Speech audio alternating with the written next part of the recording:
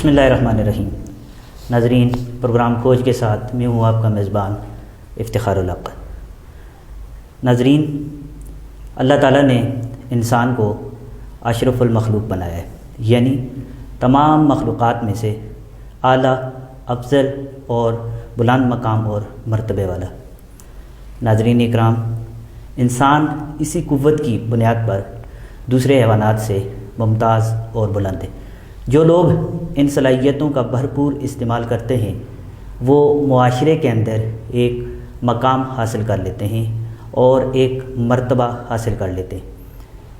ناظرین اکرام، یہ پروگرام کرنے کا مقصد آپ احباب کے سامنے اور ناظرین کے سامنے ہم نے کھوج کر، ہم نے ڈھونڈ کر، ہم نے پرکھ کر ایسے نوجوانوں کو، ایسے لوگوں کے سامنے آپ لوگوں کے سامنے لانا ہے جو اپنے فن میں کوئی خاص مہارت رکھتے ہیں اور مقام رکھتے ہیں۔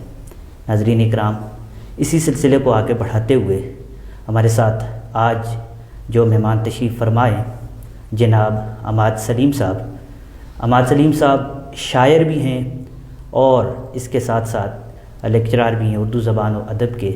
آپ ان سے یہ جاننے کی کوشش کریں گے کہ سر، آپ آج اگر اس مقام تک فائز ہیں، یہاں تک پہنچے ہیں، تو آپ کو اس کے لیے کتنی سٹرگل کرنی پڑی، کتنی کوشش کرنی پڑی، کتنی محنت سے آپ کو کام کرنا پڑا، تاکہ ہمارے سننے والے نوجوان وہ آپ کو سامنے رکھتے ہوئے اپنی زندگیوں کے اندر نکھار پیدا کریں اور اپنے آپ کو، اپنی زندگی کو خوبصورت بنانے کی کوشش کریں۔ تو ناظرین، ہمارے ساتھ رہیے، آپ کی ملاقات کرواتے ہیں جناب عماد سلیم ہادی صاحب سے۔ سر السلام علیکم۔ وعلیکم السلام۔ کیسے ہیں سر آپ کے مزاج؟ الحمدللہ۔ بہت بہت شکریہ سر، آپ ہمارے پروگرام کے اندر تشریف لائے۔ ہمارے چینل کی طرف سے بھی اور میرے پروگرام کی طرف سے بھی میں آپ کا بہت بہت شکریہ ادا کرتا ہوں کہ آپ ہمارے پروگرام کے اندر تشریف لائے۔ بہت شکریہ، میں بھی آپ لوگوں کا بہت شکر گزار ہوں، خصوصاً ہزارہ ایکسپریس نیوز کا شکر گزار ہوں جی، کہ جنہوں نے ہزارہ کی سطح پر اتنا ایک عمدہ کام کیا ہے اور ہم جیسے نوجوان لوگوں کو، یعنی کہ ٹیلنٹڈ لوگوں کو آگے لانے کے لیے کا بیڑا اٹھا رکھا ہے۔ اس عمدہ کاوش پر میں آپ لوگوں کا شکر گزار ہوں۔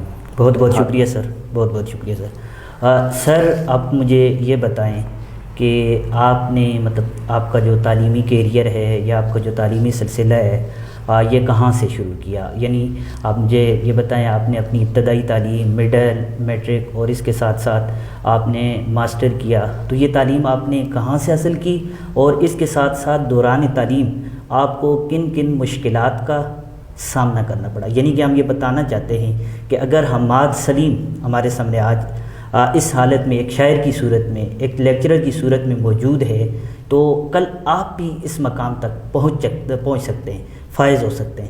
سر، ذرا اپنی تعلیمی کیریئر کے اوپر روشنی ڈالیے اور ساتھ یہ بھی بتائیے کہ آپ کو اس دوران کن کن مشکلات کا سامنا کرنا پڑا؟ مڈل تک جو میں نے تعلیم حاصل کی ہے وہ تو پرائمری سے لے کر مڈل تک جناب پبلک اسکول سے میں نے حاصل کی۔ پھر اس کے بعد حالات کچھ اس طرح ناگزیر سے تھے، سو ہم ہائی اسکول میں آ گئے، ہائی اسکول میں داخلہ لیا، وہاں تک مڈل تک، اور ساتھ ساتھ خود ہی روزگار، نہیں 7ویں کلاس میں تھا تو میں ٹیلرنگ بھی کیا کرتا تھا، ٹیلرنگ کا کام خود کیا کرتا تھا، 7ویں کلاس میں تھا تو اس سے میں نے ٹیلرنگ کا کام شروع کیا تھا، جو میں نے بی ایس کے آخر تک جاری رکھا، اور الحمدللہ بی ایس کے آخر میں، یعنی کہ بی ایس اپنا میٹرک اور انٹر کے امتحان میں نے ہائی اسکول بفا سے حاصل کیے۔ اچھا، تو اس کے بعد میں بی ایس کے لیے Mansehra government post graduate college میں نے داخلہ لیا۔ جب یہاں میں نے داخلہ لیا تو ساتھ وہی ٹیلرنگ کا کام جاری تھا، یعنی کہ وہی اسی کام کے ذریعے سے میں نے یہاں تک پڑھا، ٹیلرنگ کرتا رہا۔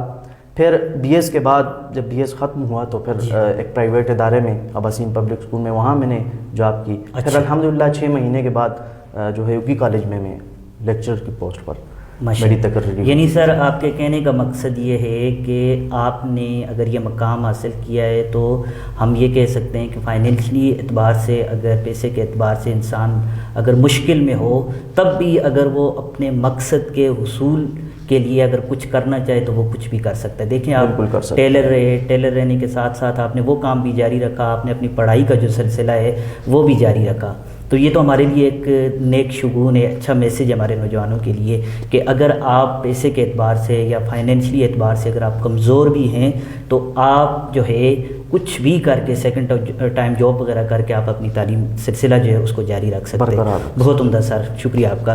سر، آپ ایک شاعر بھی ہیں، جی تو آپ مجھے یہ بتائیے کہ شاعری کی طرف آپ کا کیسے شوق پیدا ہوا؟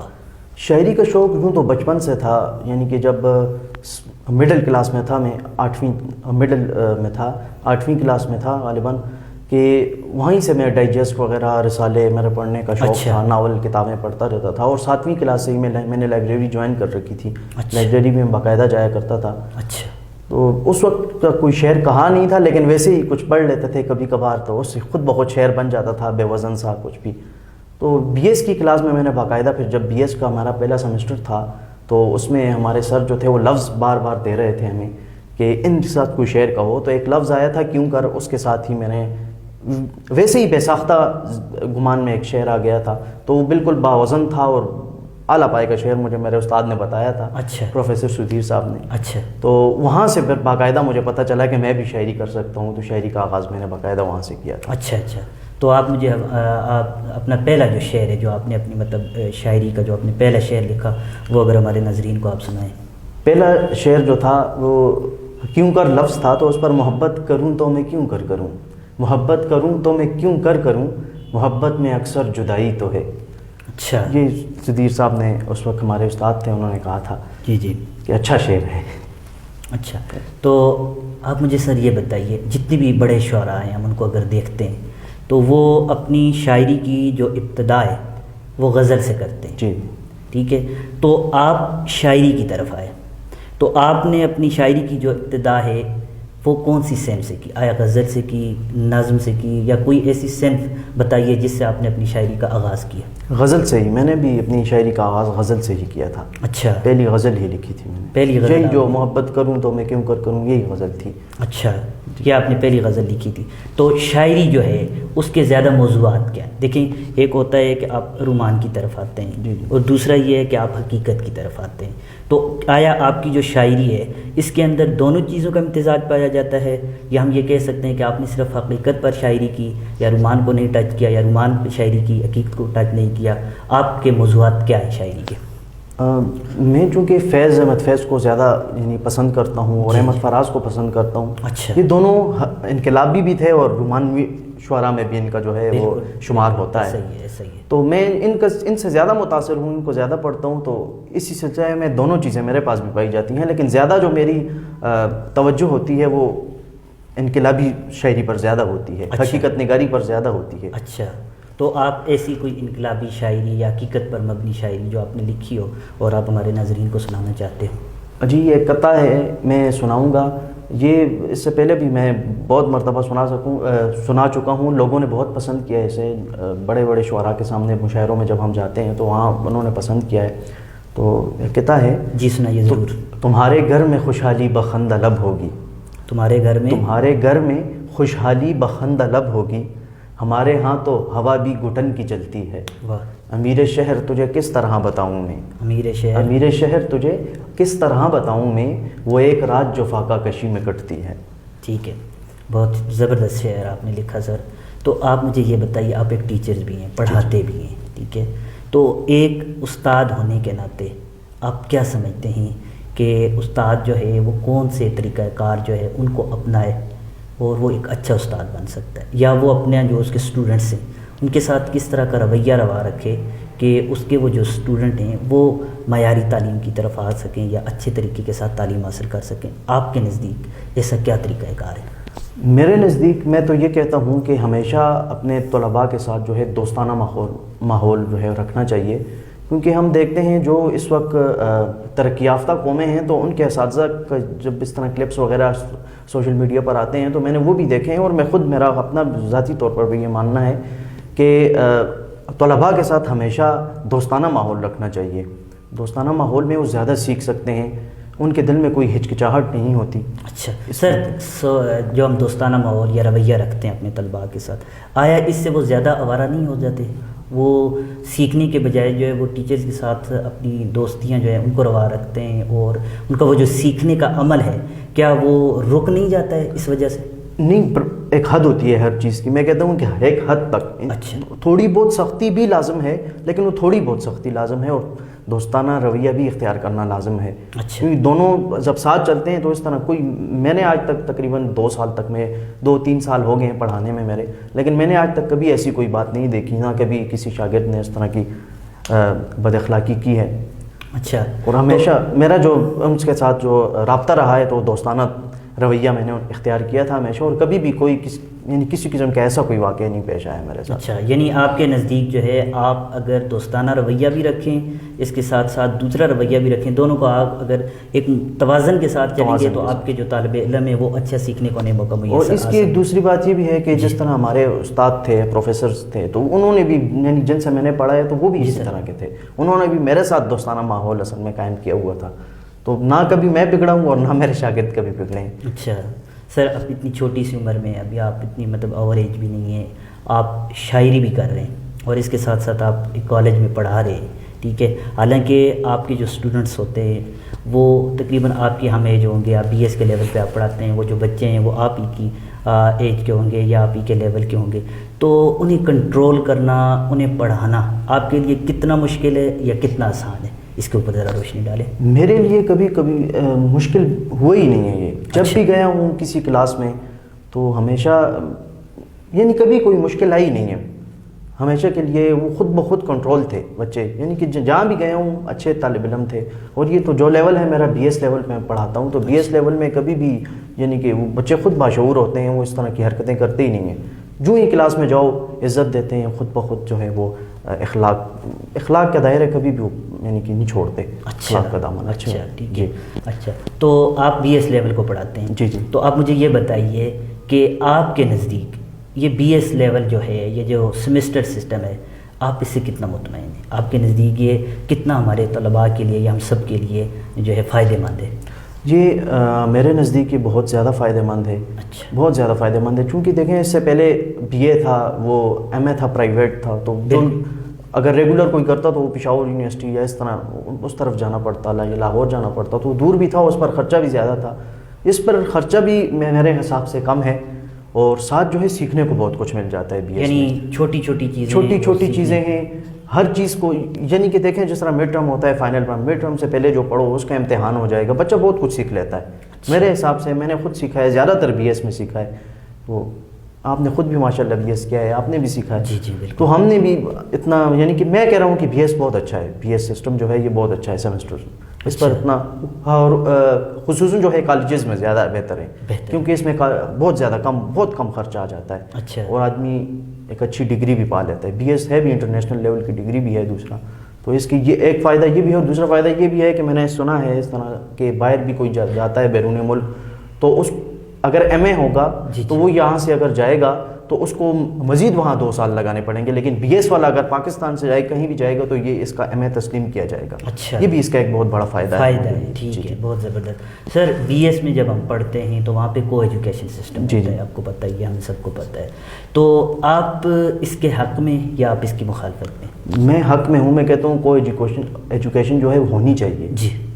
وہ اس لیے کہ اس سے لوگوں کے جو ذہن ہیں ان میں کسی قسم کا بگاڑ پیدا نہیں ہوتا. یعنی کہ بچے جو ہوتے ہیں, بعض ہم لوگ جو ہوتے ہیں جو یہاں پڑھ لیتے ہیں کو ایجوکیشن, دوسرا جو ہے عورتیں بھی ہمارے معاشرے کا ایک اہم ہے, بالکل حصہ ہے نا, ایک اہم حصہ ہے. تو وہ ان عورتوں کو بھی ان کا حق مل جاتا ہے. دوسرا پھر کل انہی سے نسل چلتی ہے آگے. بالکل. تو وہ نسل جو ہے وہ تربیت یافتہ نسل جو ہوتی ہے نا, اس کے لیے مرد کا پڑھا لکھا ہونا بھی ضروری ہے اور عورت کا پڑھا لکھا ہونا بھی ضروری ہے. عورت سے بات نکلی سر, میرا جو ہے اب یہ آپ سے یہ سوال پوچھنا چاہتا ہوں. دیکھیں کو ایجوکیشن سسٹم ہمارے ہاں جو ہے ابھی تو آہستہ آہستہ اس طرف ہم آ رہے ہیں, ٹھیک ہے, عورتیں جو تعلیم کی طرف بھی آ رہی ہیں, لیکن اس سے قبل اگر ہم دیکھیں تو ہم تعلیم میں بہت دور تھے, بالخصوص یہ عورتوں والے معاملے میں. تو اس کے بارے میں آپ کی کیا رائے ہے؟ آپ کیا سمجھتے ہیں کہ عورتوں کا تعلیم حاصل کرنا تو ہے ہی ضروری ہے, تو اب ہمیں ایسے کیا اقدامات کرنے چاہیے, کیا کوشش کرنی چاہیے کہ ہماری جو خواتین ہیں وہ تعلیم کی طرف آئیں اور اچھا اور پڑھا لکھا معاشرہ جو ہے اس کی تشکیل میں اپنا بنیادی کردار ادا کریں؟ میں نے پہلے بھی عرض کر چکا ہوں کہ عورت کا پڑھا لکھا ہونا انتہائی ضروری ہے, کیونکہ اس کے ہاتھوں میں ایک نسل, ایک معاشرہ جو ہے میں کہتا ہوں اس کے ہاتھوں میں پروان چڑھتا ہے. تو جب ایک پڑھے لکھے ماحول میں, ایک پڑھے لکھے ہاتھ میں ایک معاشرہ پروان چڑھے گا تو آپ دیکھ سکتے ہیں کہ وہ کہاں پھر خود بخود ہمیں جو ہے ترقی یافتہ ممالک کی فہرست میں ہم خود بہت شمار ہوتے جائیں گے. ٹھیک ہے. لیکن عورت کا پڑھا لکھا ہونا میں سمجھتا ہوں کہ انتہائی ضروری ہے. بعض اوقات ہوتا ہے نا، بالکل ہمارے معاشرے میں یہ چیز ہوتی ہے کہ گھروں کے اندر جو ہے وہ ان کو دور رکھا جاتا ہے تعلیم سے. تو آپ ان کو کیا میسیج دینا چاہتے ہیں، کیا پیغام دینا چاہتے ہیں ان لوگوں کو جو بالخصوص عورت کو جو ہے وہ کہتے ہیں یار یہ کو ایجوکیشن سسٹم ہے، یہاں پہ لڑکے بھی ساتھ ہوتے ہیں، تو اس لیے تم یہاں پہ تعلیم حاصل کرنے کے لیے جاؤ، یونیورسٹی کے لیے ہمارا ایک عجیب سا امیج بنا ہوا ہے، عجیب سا خاکہ ذہن میں بنا ہوا ہے. تو آپ کیا وہ ان لوگوں کو کیا پیغام دیں گے، کیا میسیج ہوگا ان لوگوں کے لیے جو بالخصوص عورتوں کو تعلیم سے دور رکھتے ہیں؟ میرا تو یہی پیغام ہے ان لوگوں کے لیے کہ ان کو ہمیشہ تعلیم یعنی کہ ہمارے اسلام میں بھی یہ فرض ہے. سب سے پہلی بات یہ ہے کہ ہمارے اسلام بھی یہ کہتا ہے کہ تعلیم مرد اور عورت دونوں پر فرض ہے. بالکل ہے. تو جب مرد اور اسلام ہمیں اجازت دیتا ہے تو اس میں پھر ہمارے معاشرے یا ہم لوگوں کو یہ اختیار بالکل نہیں ہے کہ ہم عورتوں کو روکیں. بالکل. عورتوں کا پڑھا لکھا ہونا انتہائی ضروری ہے معاشرے میں. بالکل انتہائی ضروری ہے، اور ان کو چاہیے کہ ان کو بھیجیں، ان کو پڑھائیں، ان کو لکھائیں اپنی بہن بیٹیوں کو. یہ میری ان سے پیغام ہے کہ لازمی ان کو پڑھائیں. ٹھیک ہے. اگر آپ اپنا کوئی کلام سنانا چاہیں ابھی تو. کلام ایک غزل ہے. جی ضرور. کہ شاعر کی طبیعت تو غمگیر ضروری ہے، شاعر کی طبیعت تو غمگیر ضروری ہے، اس منطق غم کی ایک تدبیر ضروری ہے. واہ. کچھ ان پہ بھی لازم ہے سمجھے وہ اشاروں میں، کچھ ان پہ بھی لازم ہے سمجھے وہ اشاروں میں، ہر بات کی اب اے دل تفسیر ضروری ہے. واہ. ہر گام اندھیرا ہے، حقیقت کی طرف آ رہا ہوں، ہر گام اندھیرا ہے، ہر سو ہے اندھیری رات. ہر گام اندھیرا ہے، ہر سو ہے اندھیری رات، امید سحر کی اب تشہیر ضروری ہے. یہ میرا پیغام بھی ہے شعر میں کہ اس اندھیرے سے نکلنے کے لیے، یعنی کہ یہ جو ہم تو ہر روز روشنی دیکھتے ہیں، صبح دیکھتے ہیں، لیکن اس کے باوجود ہم ایک اندھیرے میں جی رہے ہیں. تو میں یعنی ہماری زندگی کے اندر مصائب ہیں، مشکلات ہیں، علام ہیں، ان سے نکلنا، ان رنج و علام سے ہم نکلنا چاہتے ہیں. تو میں کہتا ہوں امید سحر کی اب ایک امید کی سحر باندھیں اور ایک انقلاب کی صورت اختیار کر جائے. بالکل. بس کچھ تو نمایاں ہیں آثار سویرے کے، کچھ تو نمایاں ہیں آثار سویرے کے، اے میرے ادھورے خواب تعبیر ضروری ہے. واہ کیا بات ہے. مانا کہ ہیں بے رونق، مانا کہ ہیں بے رونق، شمشیر بکف حاکم. آج جو حاکم ہم پر مسلط ہیں اسی طرح کے، تو ان کے لیے ہے مانا کہ ہیں بے رونق، شمشیر بکف حاکم، حالات سنورنے کی تدبیر ضروری ہے. ان حالات کو سنورنے کے لیے کوئی تدبیر کریں. بالکل. یہ تو نہیں ہے کہ اب اپنے نوجوانوں کے لیے، اپنے سننے والوں کے لیے ایک جوش پیدا کر رہے ہیں، ان کے اندر قوت پیدا کر رہے ہیں. بالکل. میں یہ چاہ رہا ہوں کہ شاعری ہو، کچھ بھی ہو، لیکن ہونا چاہیے. بالکل ہونی چاہیے. بالکل. بہت زبردست سر آپ نے ہمیں غزل سنائی. سر آپ چونکہ ایک تو نوجوان ہیں، ٹھیک ہے، ابھرتے ہوئے نوجوان ہیں، آپ کے خون کے اندر جوش بھی ہے، ٹھیک ہے، آپ جو بات کریں گے وہ اس حساب سے، جبکہ دوسرا کوئی بوڑھا بندہ یا اوور ایج کرے گا تو وہ اس طریقے سے اثر نہیں کرے گی، ٹھیک ہے. تو آپ ہمارے جو نوجوان ہیں، جو سننے والے ہیں، تو آپ کی شاعری کے اندر ان کے لیے کیا میسیج ہے، کیا پیغام ہے، آپ انہیں کیا بتانا چاہتے ہیں اپنی شاعری کے ذریعے، ان کو کیا پیغام دینا چاہتے ہیں؟ ہمارے معاشرے کا ایک دیکھیں، ایک المیہ نہیں ہے، بہت سارے المیہ ہیں. جی. یہ ایک جو سب سے بڑا المیہ یہ ہے کہ وہ آج کل یعنی کہ فضول قسم کے کاموں میں کھوئے رہتے ہیں. بالکل. نوجوان میں اکثر دیکھتا ہوں، میرے طلباء بھی ہیں، وہ جو حقیقی جو ہمارا مقصد تھا، تعلیم کا جو مقصد تھا، اس سے ہم دور ہوتے جا رہے ہیں. خواہ مخواہ کی یہ دوسری جو سرگرمیاں ہیں جن کو بے فائدہ، بے رونق سی جو ہیں، ان میں ہم کھوئے رہتے ہیں. جو ہمارے طلباء ہیں وہ کھوئے رہتے ہیں، ہماری نوجوان نسل کھوئی رہتی ہے. میرا ان سے یہ پیغام ہے کہ آپ آئیں اپنی تعلیم کی طرف، سب سے پہلے اپنی تعلیم کو درست کریں. یعنی کہ کوئی بھی پڑھتا نہیں ہے، جو طالب علم تعلیم حاصل بھی کرتا ہے تو وہ صرف اسی امید پر ہوتا ہے کہ ہمیں نقل کا موقع ملے گا، ہم پاس ہو جائیں گے. لیکن نقل جو ہے وہ آج ہمارا معاشرہ جتنا بھی گھرا ہوا ہے، ایک قسم کا گھرا ہوا معاشرہ ہے. تو اس معاشرے میں کہتا ہوں کہ جتنا کردار ہماری نوجوان نسل ادا کر سکتی ہے، اتنا ہمارا ٹائم تھا، ہم چونکہ اب نکل چکے ہیں، ہم اب بھی کام کر رہے ہیں الحمدللہ، آپ بھی کر رہے ہیں، ہم سب کر رہے ہیں، لیکن ہمارے بعد جو آنے والے جو لوگ ہیں، نوجوان لوگ ہیں، وہ بڑے اہم ہیں. ہم تو چلیں پھر اچھے ہیں، دو تہذیبیں دیکھ چکے ہیں، لیکن ہمارے بعد جو آئیں گے وہ تو مادہ پرستی کے دور میں جی رہے ہیں. بالکل. تو میری کوشش بلکہ ان کو یہ پیغام ہے کہ یہ مادہ پرستی سے نکلیں اور حقیقت کی طرف آئیں، اور یہ خواہ مخواہ کی فضول قسم کی سرگرمیاں جو ہیں یہ ان کا کوئی فائدہ نہیں ہے. اپنی تعلیم پر زیادہ توجہ دیں. ٹھیک، آپ نے کہا کہ فضول قسم کی جو سرگرمیاں ہیں ان کے اوپر جو انسان کو توقع جو ہے نہیں کرنا چاہیے، آپ اپنی تعلیم کی طرف آئیں. تو یہ بگڑا ہوا نظام ہے. جی جی. ٹھیک ہے، نظام جو ہے، اس نظام نے جو ہے ہم کو جھکڑا ہوا ہے. ہمارا نوجوان بھی اس نظام کے اندر رہ رہا ہے، ہمارے سارے طبقات جو ہیں وہ اسی معاشرے کے اندر جی رہے ہیں اور اسی نظام کے تحت اپنی زندگی بسر کر رہے ہیں. آپ کیا سمجھتے ہیں کہ اس معاشرے کے جو بگاڑ ہے جس نے اس قوم کو بہت دور لے گی، بالخصوص نوجوانوں کو، تو اس معاشرے کے بگاڑ کو دور کرنے کے لیے یا اس بگاڑ کو ختم کرنے کے لیے آپ کیا ترکیب سوچیں گے یا آپ کے ذہن میں کون سی ایسا خیال آتا ہے؟ میری ترکیب تو یہ ہے، جب میں خود پڑھاتا ہوں تو میں کم سے کم 10 منٹ کلاس میں میرے ایسے ہوتے ہیں کہ میں بچوں کو یہ تربیت دے سکوں کہ وہ معاشرے جو ہے کس طرح گزاریں گے، معاشرے میں اپنی زندگی کس طرح گزاریں گے. بالکل. تو وہی بات پھر وہی آتی ہے کہ تعلیم سب سے ضروری ہے. تعلیم ضروری ہے. تعلیم جو ہے وہ سیکھنے کا نام ہے، علم جو ہے وہ سیکھنے کا نام ہے. تعلیم ہوتی ہے، یعنی کہ میں یہ کہہ رہا ہوں کہ تعلیم انسان کی زندگی، انسان کے کردار میں تبدیلی لانے کا ایک نام ہے تعلیم کو. ٹھیک ہے نا. تو یہ بچے، یہ طالب علم، یہ جو نوجوان نسل ہے، یہ جب صحیح طریقے سے تعلیم حاصل نہیں کر پائے گی تو یہ اسی طرح جس طرح کے لوگ اس وقت ہم پر مسلط ہیں، جس طرح کا معاشرہ بن چکا ہے، اور یہ سارے لوگ جو ہیں وہ جو موجودہ نظام ہے ہمارا تعلیم کا بھی، ہمارا دوسرا بھی، یہ اسی سلسلے میں، اسی طرح، اسی ماحول میں انہوں نے تعلیم حاصل کی اور آگے آئے ہیں، اور ہمارا معاشرہ اسی طرح ہے. تو تعلیم کے صحیح طریقہ کار جو ہے اس پر اگر ابھی تو وقت کم ہے، پھر انشاءاللہ بحث کریں گے. تو تعلیم کا جو بنیادی جو نکات ہوتے ہیں تعلیم کے، ان کو صحیح طریقے سے سمجھنے کے لیے ان نوجوان نسلوں کو، جو نوجوان لوگ ہیں ان کو چاہیے، بچے ہیں ان کو چاہیے کہ تعلیم صحیح طریقے سے حاصل کریں. اچھا. تعلیم جو ہے بنیادی چیز ہے. جی، تعلیم آپ نے کہا تعلیم صحیح طریقے سے حاصل کریں، تو آپ کی کیا مراد ہے تعلیم صحیح طریقے سے حاصل کریں؟ ہمارے یہاں ایسا ہوتا ہے کہ ہم ڈگری کے اصول کے لیے، مطلب ہمیں یہاں کاغذ کا ٹکڑا مل جائے، ٹھیک ہے، ہمارے نام کے ساتھ PhD ایم فل اسکالر لگ جائے، ٹھیک ہے جی، تو ہم نے تعلیم حاصل کر لی. تو آپ کے نزدیک کیا مطلب ہے اس کا؟ تعلیم کا دیکھیں، اس وقت ہمارے پاس PhDs بہت زیادہ ہیں، ایم فل بہت زیادہ ہیں، ماسٹرز بہت زیادہ ہیں. بالکل. لیکن فقط بات آپ کی والی ہے، وہ یہی ہے کہ صرف ڈگریاں ہیں. بالکل. اب وہ لوگ صرف ڈگریاں ہی حاصل کر رہے ہیں، یعنی کہ صحیح مقصد جو تعلیم کا تھا، دیکھیں کہتے ہیں کہ تعلیم روزی کا ذریعہ نہیں، تعلیم اپنا صلہ آپ ہے. بالکل. ٹھیک ہے. میں پہلے بتا چکا ہوں کہ تعلیم انسان کے کردار میں تبدیلی جو ہے پیدا کرتی ہے، لاتی ہے. لیکن ہم صرف تعلیم اس لیے حاصل کرتے ہیں کہ ہمیں ڈگری ملے، ہمیں نوکری، اچھی سی نوکری ملے، ہم باہر چلے جائیں، اچھے پیسے کمائیں.